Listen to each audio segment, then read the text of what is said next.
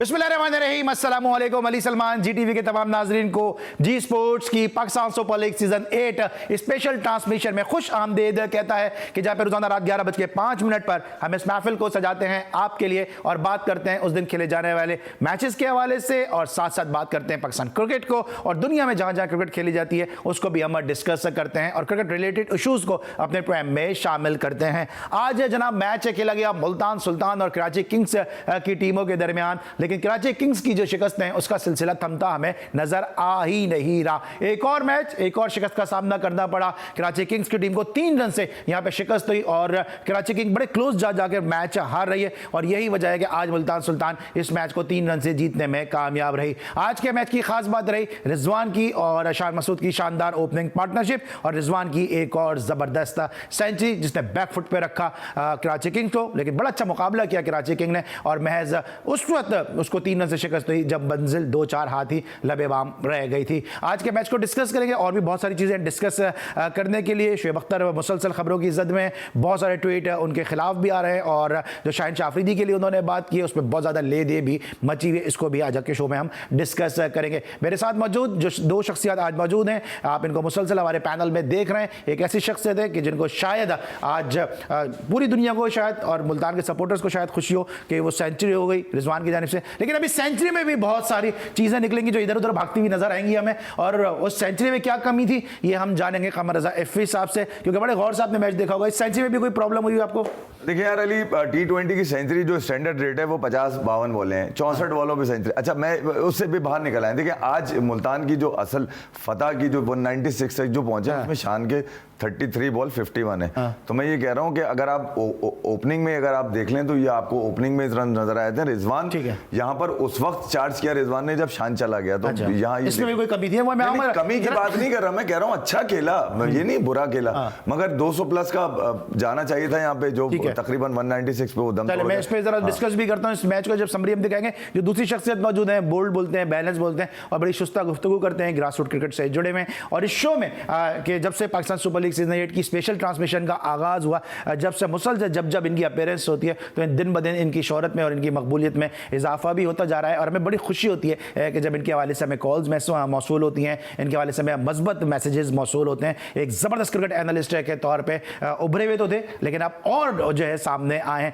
जावेद खान साहब हमारे साथ मौजूद हैं। अस्सलाम वालेकुम, कैसे हैं? वालेकुम सलाम। बहुत कॉम्प्लीमेंट, माशाल्लाह की शोहरत में मकबूलियत में बड़ा इजाफा हो रहा है। बहुत शुक्रिया। आप लोगों का जी टीवी का ही प्लेटफॉर्म है जो कि अच्छी तरह हम यूज़ कर रहे हैं और इससे आप माशाल्लाह बड़ी अच्छी गुफ्तगू भी कर रहे हैं और बैलेंस गुफ्तगू करते हैं। जावेद खान साहब, मैच में क्या हुआ जरा इस पर नजर डालते हैं, मैच समरी पे कि इस मैच में क्या सिचुएशन सामने आई और कराची किंग को क्यों जो है वो 3 रन से शिकस्त का सामना करना पड़ा। जबरदस्त ओपनिंग पार्टनरशिप रही। जनाब रिजवान ने 110 रन स्कोर किए, नॉट आउट भी रहे। साथ में शान मसूद ने 51 रन की इनिंग खेली। रायली रोसो 29 रन बनाने में कामयाब रहे, सिर्फ 2 विकेटों के नुकसान पे 96 रन स्कोर किए गए। विंस बड़ा अच्छा खेल रहे थे, 75 रन स्कोर किए, लेकिन उनका रन आउट होना जो था वो शायद इस मैच का टर्निंग पॉइंट साबित हुआ। 46 रन की इनिंग इमाद वसीम की एक दफा फिर रहेगा गई और मुल्तान सुल्तान यूं इस मैच में जो है 3 रन से कामयाबी हासिल कर गई। एक जबरदस्त मैच जीता है मुल्तान सुल्तान ने। जावेद भाई, ये जो मैच जीता है मुल्तान सुल्तान ने, जिस तरह इफ़ी में भी बात कर रहे थे कि जो ओपनिंग पार्टनरशिप है इसने एक फाउंडेशन सेट किया, क्या ऐसा लग रहा है आपको? मुल्तान सुल्तान हम हर सीजन पे देखते हैं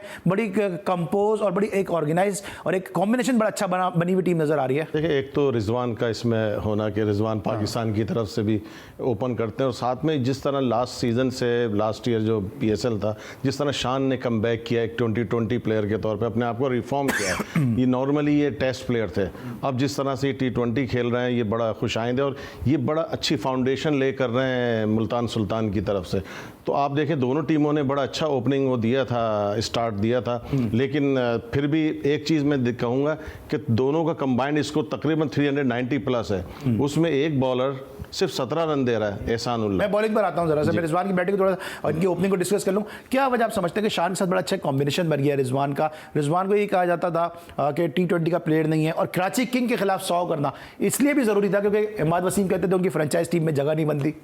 देखिए यार, मेरे ख्याल में इमाद ऑलरेडी इसके हवाले से, रिजवान के हवाले से कह चुका है कि अगर अभी भी वो टीम के अंदर होते कराची किंग्स में तो अभी भी उनकी जगह नहीं होती। वो बात तो बिल्कुल ठीक है। रिजवान के शाही होप से भी पूरे बुरे बहुत अच्छे कॉम्बिनेशन में तो वो आपके भी सेट नहीं होते, मगर ये कि मजबूरी है आपकी को रन मारते हैं, कंसिस्टेंट रन मारते हैं, उनको इस बात की फिक्र नहीं होती कि यार T20 में क्या एवरेज या क्या स्ट्राइक रेट मेंटेन करना होता है। देखिए यार, गाते गाते गवैया बन ही जाता है। शान बन गया, ठीक है, शान कर रहा है अब रन, उसको भी इतने चांसेस इतने किसी को नहीं मिले जितने उसको मिले। तो मैं कह रहा हूँ आज शान के जो रन हैं ऊपर से रिजवान के साथ, अगर आप टोटल देख लें, रिजवान तकरीबन 110 रन मार के गए, शान ने तकरीबन 55 रन मारे हैं। तो आउट ऑफ 96-97 बॉल्स के ऊपर अगर आप 156 रन मार दें, ऊपर से ही रन पड़ जाए, तो फिर नीचे आज मिलर देखें, मिलर बिल्कुल फुस नजर आए, वो अपना वही रना बॉल खेलते हुए सरकारी रन मारते हुए नजर आए। तो रिजवान और शान ने आज एक फाउंडेशन सेट की जो मुझे लग रहा था कि ये ऊपर तक जाएंगे, रन तकरीबन 200 क्रॉस करेंगे। जरा बड़ा होता है ना कि ऊपर से जब रन मिलते हैं तो नीचे पे रुक जाते हैं थोड़े रन। नहीं, कैसे रुक जाते हैं? होता ही है।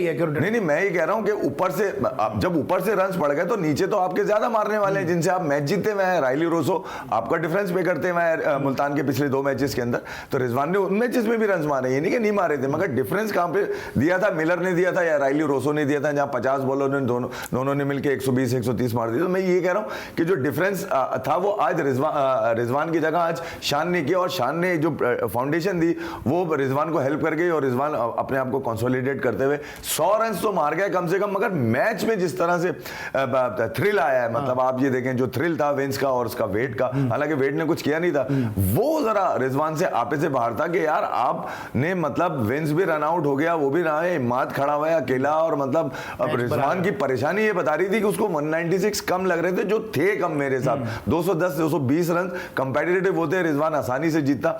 मगर मैच ने कम से कम मुल्तान के लोगों को एक थ्रिल दे दिया, आपको मजा आया मैच देखने का, आखिरी बॉल तक गेम जाता है। तो T20 में तो आपको पता ही है।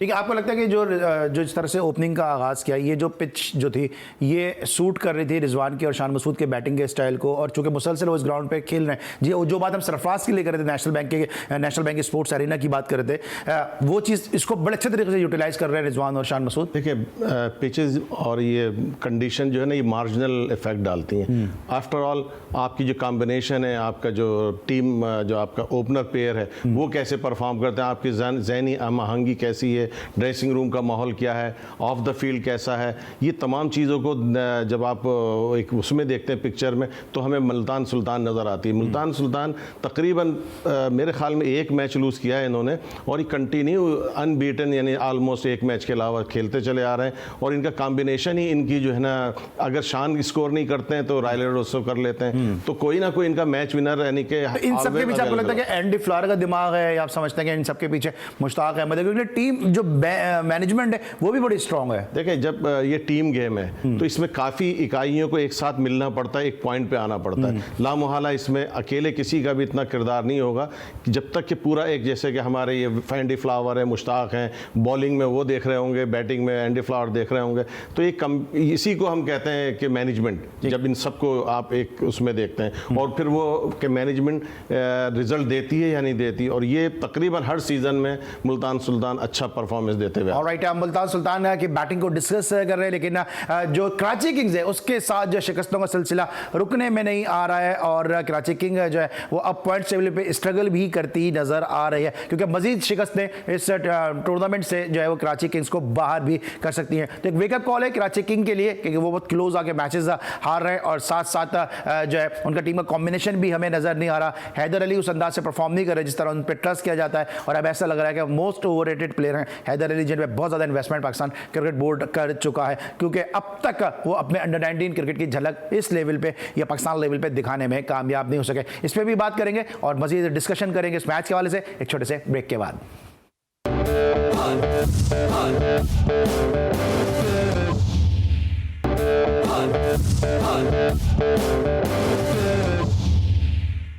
Welcome back after the break. और ब्रेक पर जाने से पहले हम बात करते हैं मुल्तान सुल्तान और कराची किंग्स के मैच के बारे में, जहां 3 रन से कामयाबी हासिल की मुल्तान सुल्तान ने, और पॉइंट टेबल पे कराची किंग की टीम इस वक्त स्ट्रगल करती नजर आ रही है। पॉइंट टेबल पे इस वक्त क्या सूरत है, आइए जरा एक नजर डालते हैं पॉइंट टेबल पे, कि जहां पे मुल्तान सुल्तान ने अब सिर्फ एक मैच उसको शिकस्त का सामना करना पड़ा, 8 पॉइंट के साथ सरे फहरिस्त है, और कराची किंग कि जिसको आज के मैच में शिकस्त है वो 4 पॉइंट चौथे नंबर पर मौजूद है 2 पॉइंट के साथ। और फिर आप उसके बाद इस्लामाबाद और कोयटा को भी देख रहे हैं, लेकिन इस बाद ने 2 मैचेस खेले, यकीनी तौर पे उसकी पोजीशन मुस्तहकम होने के काफ़ी ज़्यादा चांसेस हैं। हम बात कर रहे हैं जो इस मैच में परफॉर्मेंस को एनालाइज कर रहे हैं, हैदर अली ने जो रन आउट किया करवाया विंस को, उसने इस मैच को थोड़ा सा डिस्टर्ब किया और जो एफर्ट्स थी उनको थोड़ा सा डिस्टर्ब किया कि कराची किंग जो थी वो फिर उस ताक़ुब में नहीं जा सकी। बात करेंगे जावेद खान साहब से। जावेद भाई, ये जो रन आउट था विंस का, जिस तरह से विंस को रन आउट कराया हैदर अली ने, आपको लगता है वहाँ पे विकेट अपनी सेक्रीफाइस कर सकते थे हैदर अली ताकि कराची किंग शायद एक्सेलरेट कर जाती? बिल्कुल, ये प्लेयरों में इतना सेंस होना चाहिए कि किस वक्त सेक्रीफाइस देना है और किस वक्त नहीं। तो ये भी मैनेजमेंट के ज़ुमरे में आता है कि लड़कों को किस तरीके से हर सिचुएशन के लिए ये तैयार करते हैं। तो बहरहाल ये आपने सही कहा हैदर अली के साथ। आपको क्या लगता है हैदर अली पे जितना इन्वेस्ट किया है, जितना उनको खिलाया गया है, क्या जल्दी खिला दिया गया उनको या एक प्लेयर को बहुत जल्दी बना दिया गया? नहीं, देखिए खिलाया तो सही था। जब वो आए थे बहुत प्रॉमिसिंग लग रहा था कि बहुत अच्छा टैलेंटेड। मैंने एक दफ़ा टॉम मूडी ने इनकी इनिंग देखी थी, उसने बड़ी तारीफ़ की थी, लेकिन उसके बाद पता नहीं क्या हुआ इनके साथ कि ये निकल ही नहीं पाए अपने जो एक पोटेंशियल है। अभी तक हम उस पोटेंशियल का इंतज़ार कर रहे हैं। इवन तो अभी भी टाइम है, कम बैक कर सकते हैं, लेकिन कहीं ना कहीं फंडामेंटल फ्लॉज हैं इनके स्टाइल में या बैटिंग या मेंटल जो है उसको तो हम पता नहीं लगा सकते। कहीं इनके दिमाग में तो कुछ ऐसा नहीं चल रहा जो इनको बड़े स्कोर में बड़ा प्लेयर बनने में अच्छा, दिमाग की बात की इसी शो में, जब PSL का हम लास्ट ईयर शो कर रहे थे, हैदर अली ने हमें टेलीफोनिक एक इंटरव्यू दिया, उसमें उन्होंने कहा, और इससे पहले जो यूट्यूब पे मैं शो करता था जब GTV के लिए, उसमें उन्होंने कहा था आके कि मैं रोहित शर्मा को आइडियलाइज करता हूँ। तो रोहित शर्मा बनने के चक्कर में अपनी बेसिक्स तो नहीं भूल गए?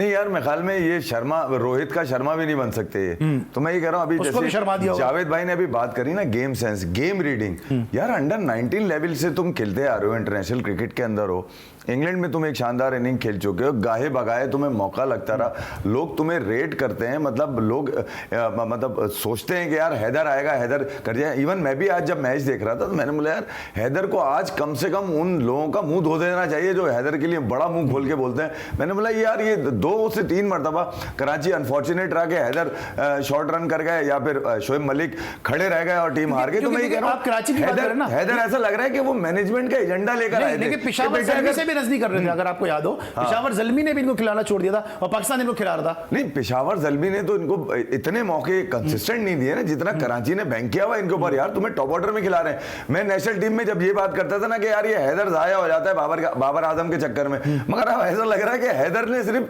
सबसे बचपन में ही झूठ बोल दिया था कि रोहित शर्मा मेरा आइडियल है। यार आइडियल तो किसी को भी बना लो, क्या मतलब है, तुम मोहम्मद अली बन जाओगे अगर आइडियल तुमने बना लिया। तो मैं ये कह रहा हूं आइडियल बनने के लिए स्ट्रगल करनी पड़ती है, मेहनत करनी पड़ती है। इनको तो शुक्रगुजार होना चाहिए कि तुम्हें इतना फेम मिल गया और तुम नेशनल टीम से इतने बड़े खिलाड़ी बन के कराची किंग्स की तुम रौनक, मैंने मतलब उसको तो तुमने बुझा दिया। मेरी जीन से बुरी हालत हो गई है कराची किंग्स की यार, ऑलरेडी कराची की भी है।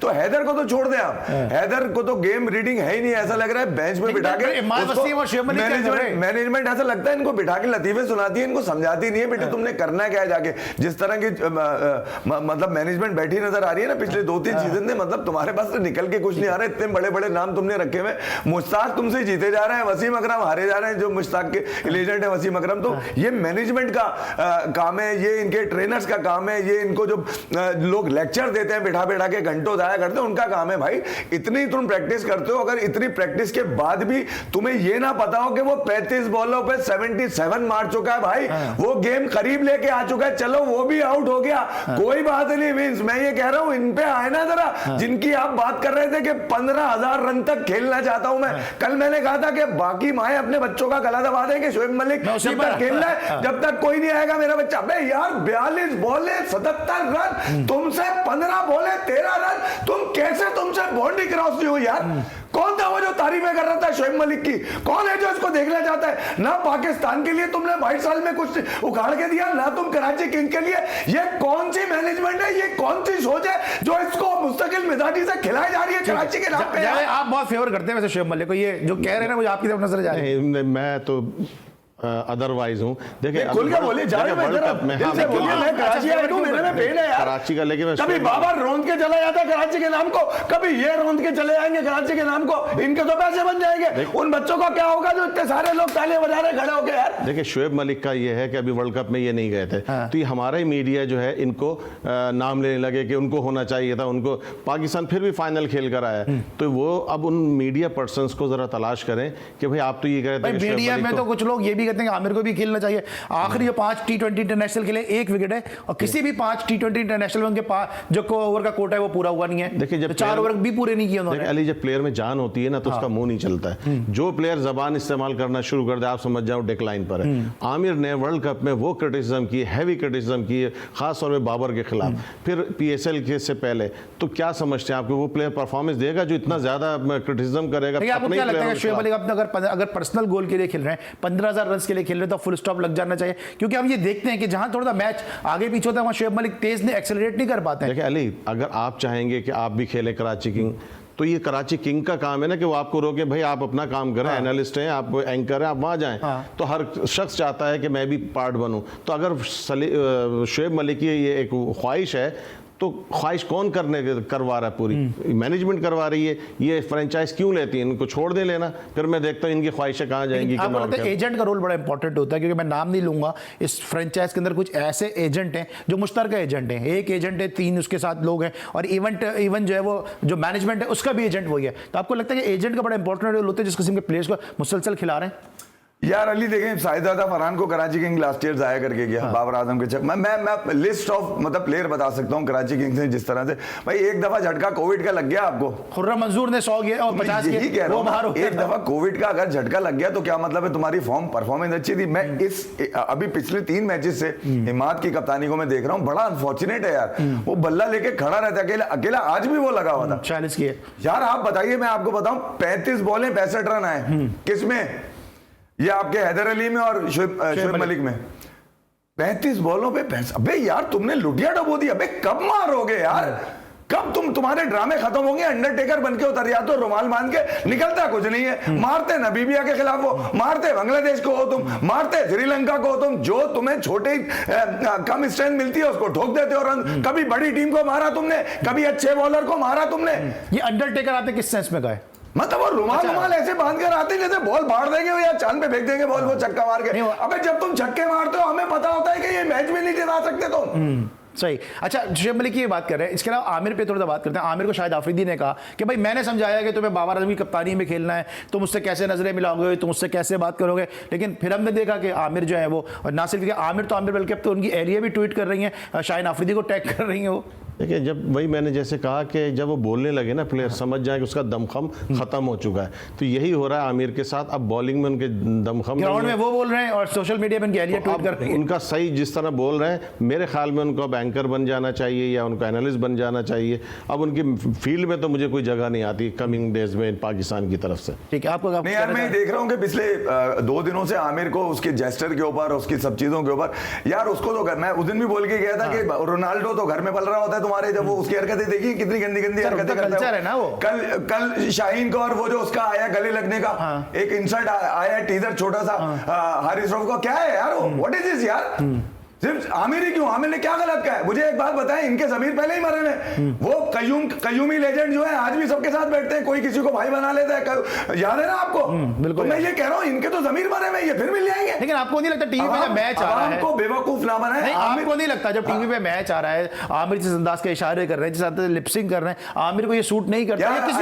It's a part of game यार। इससे भी ज्यादा बदतरीन चीजें खेल में हो चुकी है भाई, इससे भी ज्यादा हो चुकी है। मतलब आमिर ने क्या किया है? उसमें क्या है उसके अंदर ऐसा गलत? मुझे बताएं। वो ये कर रहा है, इसमें क्या है? क्या है उसके अंदर भाई? ये आपके हो सकता है कि जो उसको समझा रहे उसको इशारे कर रहा है। अरे यार उसके अंदर कुछ नहीं है। आप अगर पॉजिटिव, अच्छा फिर आपको ऐसा लगता है, एक सेकंड, आपको ऐसा लगता है कि आमिर की जब टाइट नजर आ रही है, मैं शाहीन शाह आफरीदी से नजर आ रही है, आपको लगता है कि शाहीन शाह आफरीदी को दानिस्ता तौर पर टारगेट किया जा रहा है? भाई वो जो कुछ कर रहा है करे, उसकी जो मिसेज है वो शाहीन शाह आफरीदी की तस्वीर लगा क्यों बात कर रही है? शाहीन शाह आफरीदी को जो टारगेट किया वो शोएब अख्तर ने किया भाई। क्या बोल रहा है? घुटना तोड़ दो, गिर जाओ, मर जाओ, यूं कर लो, खत्म हो जाओ, कैरियर खत्म कर लो, वरना सुपरस्टार बन जाओ। बाबर को बेल आउट कर रहे हैं सिर्फ ये कह के वो ब्रांड नहीं है। अबे ये बोला वो दुनिया का सुस्त खिलाड़ी है, ये बोला उसने पाकिस्तान को 3 अहम मौके पे मैच जितवा दिए, उसको ये बोलो कि 3 दफा संभावित हारने वाला कप्तान है। बोलो ना यार, वो क्या ये कह रहा है कि ब्रांड नहीं है, इसका मतलब है क्रिकेटर अच्छा घंटा। चले जनाब इफ़ी भाई, तो किसी की भी बात होगी बाबर आजम को बीच में लेकर आएंगे। मैं ब्रेक ले लेता हूं, शाहिद आफरीदी, मैं बात कर रहा शाहिद को घेत रहे हूं, हो। शाहिद आफरीदी की बात कर रहा हूं, मैं आमिर की बात कर रहा हूं, इनका वहां पे जो घूम मिर्गन की चौरंगी है वो शादी की शादी बाबर आजम पे जाके खत्म हो जाती है। अब ये मुसलसल बोलते रहेंगे बाबर आजम के मामले में। अब मैं ले लेता हूं ब्रेक के बाद वापस आऊंगा। तो जरा केएल राहुल पे तनकीद हो रही है, साथ साथ शुएब अख्तर पे बहुत तनकीद हो रही है। एलन विल्किंस जो है क्रिकेटर भी रहे, वो कमेंटेटर भी हैं, उन्होंने भी तनकीद की है शुएब अख्तर के ऊपर कि उनको इस तरह नहीं कहना चाहिए शाहिन शाह अफरीदी को। साथ साथ हरभजन सिंह भी तनकीद का निशाना बन गए क्योंकि उन्होंने केएल राहुल को कहा कि क्या इसको हम अकेला छोड़ दें। इस पर बात करेंगे एक छोटे से ब्रेक के बाद।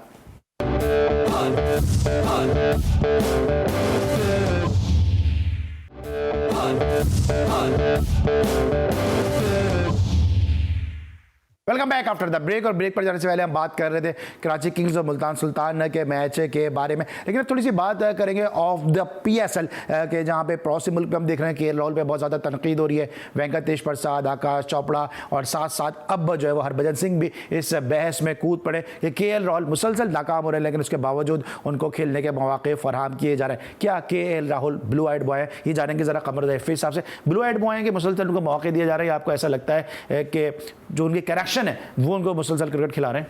अली, असल में जिस अंदाज से कंसिस्टेंट उनको मौके दिए गए और तीनों फॉर्मेट्स के अंदर, और वो खातिर खा उसके अंदर, क्योंकि इंडिया के पास टैलेंट बहुत है, पाइपलाइन भरी हुई उनकी, पाइपलाइन दो तीन टीम एक जैसी बन सकती है, पाइपलाइन भरी है कि मतलब लोग अब प्रेशर डल रहे हैं ना। वजह ये है कि सिलेक्शन में जैसे ही चेतन शर्मा गए उसके बाद से आपने देखा होगा आग की तरह ही बात निकल रही है केएल राहुल। इसका मतलब है कुछ लोगों के लिए ब्लू आइड वाला जो आपने बात करी है ना, बिल्कुल था, केएल राहुल के लिए था। मैं ये कह रहा हूँ केएल राहुल को अगर देखें तो लास्ट उनकी परफॉर्मेंस अगर आती है तो वो भी साउथ अफ्रीका के अंदर आती है अगेंस्ट साउथ अफ्रीका सेंचुरियन के अंदर। उसके बाद से तो केएल राहुल मतलब वो खातिर खा वाले, आपको लगता है कि केएल राहुल जब बैंगलोर के लिए खेलते हैं, कभी वो उनको विकेट कीपर बना के 5 बैंगलोर के लिए खेलते हैं तो बड़े यूटिलिटी प्लेयर नजर आते हैं वो, लेकिन जब इंटरनेशनल भी खेल रहे हैं तो वो केएल राहुल ही नजर नहीं आ रहे। क्या मेंटली भी उनको खत्म किया? अली आप समझे नहीं, मैं ये कह रहा हूं कि उनको हर वो ऑप्शन भी मिल रहा है ना कि वो विकेट कीपर भी हैं। मतलब ऐसे कैसे हो सकता है कि आपके पास संजू सैमसन हो, आपके पास ईशान किशन हो, आपके पास ऋषभ पंत का तो गैर रिप्लेसेबल बंदा है, वो तो अभी नहीं है फील्ड के अंदर, मगर आपके पास केएस भरत आ गया हो, तो मैं ऐसे में आप केएल राहुल को खिलाने के लिए जनाब अपनी प्लेइंग 11 को ऊपर नीचे कर लें। केएल राहुल जी 5-6 पे खेलेंगे। केएल राहुल T20 में अगर आपने उसका नंबर बरकरार रखना है तो अमेरिका में आप जो वेस्ट इंडीज की सीरीज थी उसमें फ्लोरिडा में जो मैचेस हुए उसमें सूर्या कुमार को खिलवा दिया गया टॉप के अंदर, कभी ऋषभ पंत को ऊपर खिलवा दिया गया। तो मैं ये कह रहा हूं कि अपने बच्चों को खिलाने के लिए मैं ये कहता हूं ना कि आप अगर किसी के, वो भले पाकिस्तान हो इंडिया हमारे कल्चर में है यार, हम गोद में बिठा लेते हैं। मतलब अगर किसी की पर्ची खिलाड़ी बन के किसी को, अगर पाकिस्तान के केएल राहुल का जो इशू है ना वो यही है। अब देखिए यार उनके लाइक और डिसलाइक भी है। अब वेंकटेश प्रसाद बड़ा नाम है टीम इंडिया का, उन्होंने काफी सिलेक्टर भी रहे, तो वो अब तो खैर नहीं है, मगर ये कि बात उन्होंने सही उठाई है कि यार आप ठीक है आप उसको मौका दें, मगर फिर सबको ये बराबर रखे ना यार। मौका, अच्छा उन्होंने अगर बात उठाई तो फिर आकाश चोपड़ा भी इस बहस में आ गया। आकाश चोपड़ा ने सपोर्ट किया केएल राहुल को, उनका रीजन क्या? क्योंकि दिल्ली की और बेंगलोर की ऐसा लगता है कनेक्शन थोड़े करीब रहे। मैं यही तो कह रहा हूं कि अब आपस में एक दूसरे को लग गए लोगों की, वहां फॉर्मर क्रिकेटर्स की समझ में नहीं आ रहा।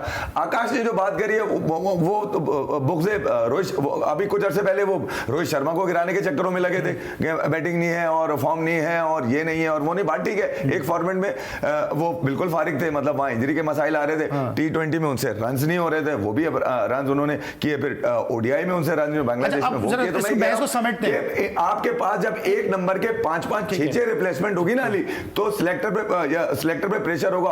और जिस अंदाज से ये सेट किए गए ना चेतन शर्मा, ये वो आदमी था जिसने आग लगाई हुई थी। आपको याद है कि विराट कोहली को हटाने के लिए इसने किया क्या था ड्रामेबाजी? इन्होंने की ये थी कि भाई 2 टीमें बना दी, एक टीम श्रीलंका में खेल ली है, एक टीम इंग्लैंड के अंदर। अबे ये कहां है, दूसरी टीम किधर है तुम्हारी?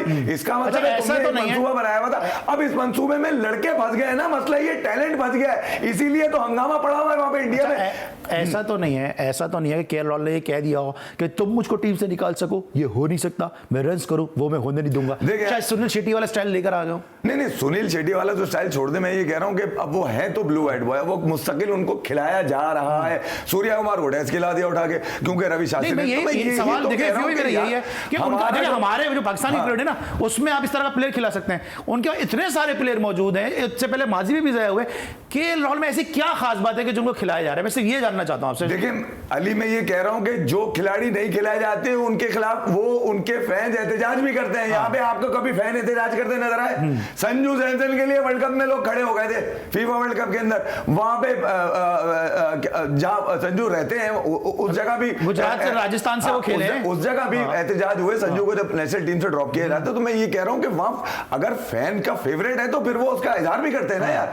यहाँ तो चुपके से खामोशी से मल मल के साइड में कर दिया जाता है। हालांकि केएल राहुल की उस अंदाज से फॉर्म नहीं है, उसके बावजूद उनको मौका देना, और एक ऐसे टाइम पे जबकि शुभमन गिल बिल्कुल निकल कर आया अल्टीमेट टेस्ट सीरीज में 91 उसके परफॉर्मेंस दी है जबरदस्त, गाबा के अंदर है जो परफॉर्मेंस उसकी है। फिर उसके बाद उसने यहाँ इंडिया में फिर 200 मारे, उसने डबल मारा 100 ओडीआई में उसने। तो मैं ये कह रहा हूं कि अब जरा मुश्किल हो गया क्योंकि अब आवाजें उठनी शुरू हो गई हैं। लेकिन अच्छा मैं जरा जादे की तरह जादे, अगर आप इंडिया की क्रिकेट थोड़ा फॉलो करते हो, हम देखते हैं शेखर धवन आते हैं, शेखर धवन फौरन बाहर हो जाते हैं, या और इस टाइप के प्लेयर आते हैं वो फौरन बाहर हो जाते हैं। लेकिन कुछ ब्लू आइट प्लेयर वहां भी खेलते नजर आते हैं और कुछ हमें यहाँ भी खेलते नजर आते हैं। मुझे ऐसा लगता है केएल राहुल और रोहित शर्मा ये वो प्लेयर्स हैं जिनके ऊपर सिलेक्टर्स का बड़ा एतमाद, कॉन्फिडेंस है। इनका डाउनफॉल शुरू हुआ 2021 का जो T20 वर्ल्ड कप था, वहां से उससे ये रोहित शर्मा बड़ी मुश्किल से निकल गए अब। लेकिन केएल राहुल अभी तक उसी जो पाकिस्तान से जो इनके ऊपर एक दहशत फैली केएल राहुल के परफॉर्म, उससे अभी तक बाहर नहीं आए। ये सब कॉन्टिनेंट का एक वतीरा रहा है कि जब प्लेयर एक दफ़ा अपनी जगह बना लेता है तो वो उस जगह की बिना पे आगे जाके चाहे उसकी परफॉर्मेंस नहीं भी हो तो 2-3 सीजन या 4 सीजन उसी वजह से खेल। मुझे बता देगा कि बहुत सारे इंडिया में प्लेयर आए, मिथुन मिनास डोमेस्टिक के परफॉर्मेंस परफॉर्म नहीं कर सके, वसीम जाफर ने ठीक है रणजी ट्रॉफी में रन किया, लेकिन उस तरह से उनको मुकाम नहीं मिल सका जो मुंबई के लिए खेलते हुए उन्होंने हासिल किया। फिर उसके बाद मनोज तिवारी एक ऐसे प्लेयर थे जो बंगाल के, वो आए, उनको इस तरह के मौके नहीं मिल सके। बद्रीनाथ, करुण नायक, ये वो प्लेयर है कि जिनको अगर इसी तरह कंसिस्टेंसी के मौके मिलते हैं केवल जितने, तो शायद ये बड़े प्लेयर और बन के सामने आते हैं। अली बेशुमार खिलाड़ी हैं। मैं अपराजित एक फैमिली है उसमें सारे खेलने वाले, आज तक फर्स्ट क्लास खेलने बेशुमार खिलाड़ी हैं। मगर ये कि देखिए जब तक उल्लू बैठा हुआ होता है ना, जैसे वो बैठा हुआ था चेतन शर्मा, एक उल्लू बिठा देते हैं उसके ऊपर सारा गेम खिलाते हैं। जैसे हमारे यहाँ मोहम्मद वसीम को बिठाया हुआ था, किसी को भी लाके खिला दो, कच्चा तोड़ के लाके खिला दो, 16 साल का लाके खिला दो, क्योंकि हमें पसंद है, क्योंकि हमारा नाम होगा, हमारा नाम होगा कि हमने दिखाया तुम्हें। तो यहाँ तो ये वाली इसीलिए मैं शोएब अख्तर ऐसे लोग ये कहते हैं मुझे क्रिकेट बोर्ड का चेयरमैन होना चाहिए था कि मैं स्ट्रांग हूं, सबको सेट कर दूं, सबके मारे किसी का ख्वाब पूरा होना हो पाकिस्तान में इनका हो जाए, क्योंकि इन्होंने अब घुटने को छोड़ के अपना इलाज करा लिया, तो अब इनको हर चीज बिल्कुल। रवि से बेहतर होंगे ये चेयरमैन साहब या मुकाबला होगा? आप बता, आप एडमिनिस्ट्रेटर हैं। मैं ये समझता हूं हर 3-4 महीने बाद शोएब अख्तर एक ऐसी बात कंट्रोवर्सी जन्म देती है उनके स्टेटमेंट से, फिर वो उसके ऊपर काफ़ी उनका चर्चा होना शुरू हो जाता है। तो अच्छा, इनका जो है ना एक बहुत कम एजुकेशन है इनकी, ये इंग्लिश को बहुत ज़्यादा वो समझ रहा है। मैं ये पूछना चाहता हूँ, अभी वर्ल्ड कप हुआ सॉकर, सर आप अमेरिका से आए, आप कितने से अमेरिका में रहे? About more than 35 years. आप हो सकता है ज़्यादा फ्लुएंटली इंग्लिश बोलते हो, और वो यकीनन बोलते हैं, लेकिन मैंने शो में आपको नहीं सुना कि आप इंग्लिश में। तो जहाँ उर्दू तो उर्दू और जहाँ इंग्लिश तो ये इंग्लिश बोलना कोई मतलब कोई बहुत बड़ी चीज़ है? बाबर आजम को नहीं आती वो ब्रांड नहीं बन सकता? हमारा ये कल्चर इंफीरियरिटी कॉम्प्लेक्स हो जाता है कि जो इंग्लिश बोलता है उसको हम कंसीडर करते हैं पढ़ा लिखा भी, जबकि अमेरिका में तो जो गार्बेज कलेक्टर है वो भी इंग्लिश बोलता है और यूनिवर्सिटी का प्रोफेसर तो सिर्फ मरूम बच्चे इंग्लिश बोलते। ये हमारा कॉलोनियल जो वो है ना माइंडसेट, ये उसकी वजह से हम अननेसेसरीली हम इंग्लिश को बहुत। अच्छा, इनको कप्तान बना देते शोएब अख्तर को, आपको लगता है कि इन्होंने कहा मुझे कप्तानी की भी ऑफर हुई थी, जबकि मैं इतने से क्रिकेट कर रहा हूं, मुझे नहीं पता इनको कभी कप्तानी ऑफर हुई?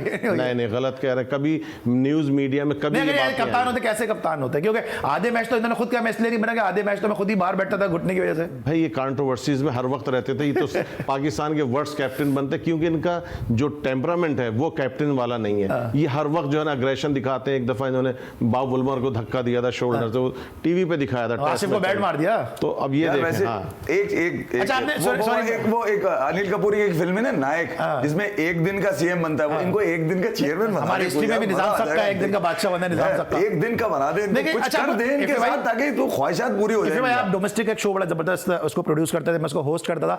आपने भी देखा डोमेस्टिक में भी इन्होंने कप्तानी नहीं की, तो इनको डायरेक्ट पाकिस्तान का कप्तान माना। मतलब वो कह रहे हैं कि मैं वो नहीं होता, आप बच्चे खरीदे मैंने, उसके बाद वो मुर्गी बनी, मुर्गी ने अंडे दिए, मतलब ये वाली कहानी का। मैं पहले 12 सुपरस्टार बनाऊंगा, फिर 12 से मैं 24 बनाऊंगा, 24 से 50 बनाऊंगा, 50 से 200 सुपरस्टार में। भाई तू कौन सी दुनिया में ऐसा क्या मिल रहा है तुम्हें जो हमें नहीं मिल रहा? अली मैं इंग्लिश के हिसाब से एक बात, लायनल अभी जो ये अर्जेंटीना जीता है, ये तो इंग्लिश स्पीकिंग नेशन नहीं है ना उसको आती है इंग्लिश बोलना, मेसी को। तो क्या किसी ने दुनिया में बोला है कि उसको इंग्लिश हमारे ही है, इसी चीज़ से हमारे हाँ, ही ये देखे ना। और पुर्तगीज प्लेयर जो रोनाल्डो, क्या उसको इंग्लिश आती है? पुर्तगीज आती है उसको, लेकिन नहीं स्पेनिश आती फखर है। करना चाहिए। देखिए यार, ये मैं एक बताऊं, लम्स मैम शो कर रहे थे इमरान खान और उसमें इंजी भाई थे, 2007 की बात है। तो एक सवाल आया ऑडियंस की तरफ से, उसमें उनसे पूछा गया क्या खिलाड़ियों का ग्रेजुएट होना जरूरी है?